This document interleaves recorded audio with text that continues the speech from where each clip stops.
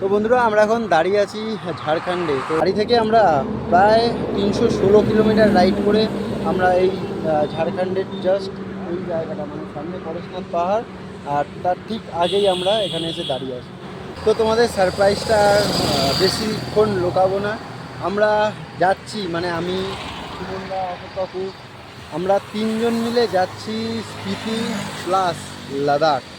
তো বর্তমানে আমরা আছি ঝাড়খণ্ডে।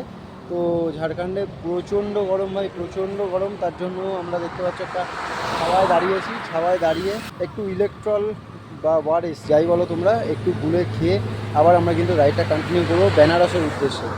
চলো এখানে একটু রেস্ট নেবো আর তারপর আমরা কিন্তু আবার রাইডটা কন্টিনিউ করবো। তো এখানে দেখতে পাচ্ছ হালাত মোটামুটি খারাপ, তাই তো দাদু? এই যে সবাই বসে আছে আর ওদিকে সুমনদা ইলেকট্রল খাচ্ছে। তো চলো আমিও ইলেকট্রল খেয়ে আবার তারপরে তোমাদের সঙ্গে রাইডটা কন্টিনিউ করবো।